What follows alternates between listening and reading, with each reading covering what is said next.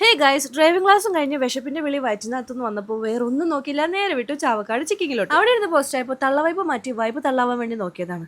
കേറിയ പോലെല്ലടോ, ഇറങ്ങാൻ പറ്റപ്പാട് എനിക്കറിയൂ. മതിമോളെ കളിച്ചത് മാമ തിന്നാൻ പോരെന്ന് ചിക്കിങ്ങിലെ ചേച്ചി പറഞ്ഞപ്പോൾ പിന്നെ കൂടാരം പൊളിച്ചിട്ടാണെങ്കിലും നമ്മൾ പുറത്ത് കിടക്കുമല്ലോ. കാശ് കൊടുത്ത് മേടിക്കുന്ന സാധനമല്ലേ, ഒരു ഇല പോലും കളയാൻ പാടില്ലല്ലോ. അങ്ങനെ ബിസ്മി ചൊല്ലി അങ്ങ് തുടങ്ങി. ഈ മോനെ അടിപൊളി സാധനം, റാപ്പിഡ് ബൂസ്റ്റർ. പിന്നെ നിനക്കാണോ വലുത് എനിക്കാണോ വലുത് എന്നുള്ള ചർച്ചയ്ക്കൊടുവിൽ തിന്നു തീർന്നതറിഞ്ഞില്ല. Mission 1 success.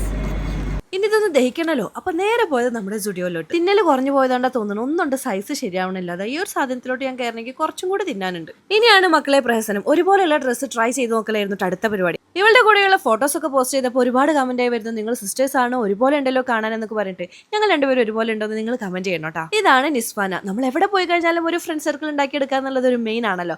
അങ്ങനെ എനിക്ക് പുതിയതായിട്ട് കിട്ടിയിട്ടുള്ള ഒരു ഫ്രണ്ട് ആണ് കേട്ടോ ഇത്. ലവള് ചില്ലറക്കാരില്ല കേട്ടോ, ഒരു മേക്കപ്പ് ആർട്ടിസ്റ്റ് ആണ്. ബ്ലഷ് അപ്പ് ബൈ നിച്ചൂസ് എന്നാണ് അവളുടെ പേജിന്റെ പേര്. അപ്പൊ നിങ്ങളൊന്ന് സപ്പോർട്ട് ചെയ്തേക്കട്ടോ. അങ്ങനെ ഒരുപാട് ഡ്രസ്സൊക്കെ ട്രൈ ചെയ്തിട്ട് കുറെ ഫോട്ടോസും വീഡിയോസും എല്ലാം എടുത്തതിന് ശേഷം നമ്മൾ ബില്ലടിക്കാൻ വേണ്ടിയിട്ട് പോയി.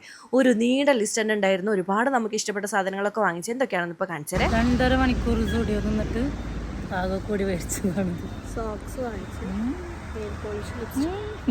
2.5 മണിക്കൂറിന്റെ കഠിനാധ്വാനം കൊണ്ടാണെന്ന് തോന്നുന്നു ഒടുക്കത്തെ വിശപ്പ്. നേരത്തെ കഴിച്ച റാപ്പിഡ് ബൂസ്റ്ററൊക്കെ ആവിയായിട്ട് അങ്ങ് പോയി. പിന്നെ വിശന്നാ നിങ്ങളല്ലാതാവും നല്ല രീതിക്ക് പേടിയുള്ളത് കൊണ്ട് ഒന്നും നോക്കിയില്ല, നേരെ പോയി നമ്മുടെ ഹംതി കുഴിമന്തിയിലോട്ട് ചെന്നിരുന്ന് ഓർഡർ ചെയ്തതും മന്തി ചട്ടുപടയെ മുന്നിലോട്ട് എത്തിയെങ്കിലും കഴിക്കാൻ ഞാൻ അവളെ സമ്മതിച്ചിട്ടില്ല. റീൽ എടുത്തിട്ട് നീ തിന്നാൻ മതി എന്നായിരുന്നു. പാവത്തിന്റെ ഒരു ഗതികേടെ മന്തി മുന്നിൽ വെച്ചിട്ടും തിന്നാൻ പറ്റാത്ത അവസ്ഥ. പിന്നെ റീൽ എടുത്ത് ഞങ്ങൾ ചിരിച്ച് മരിച്ചിരിക്കണ മക്കൾ. അപ്പൊ ഇങ്ങനെ കട്ടയ്ക്ക് നിൽക്കുന്ന ഒരു ഫ്രണ്ട് കൂടെ ഉണ്ടെങ്കിൽ ലൈഫ് അടിപൊളിയായിരിക്കും അല്ലെ.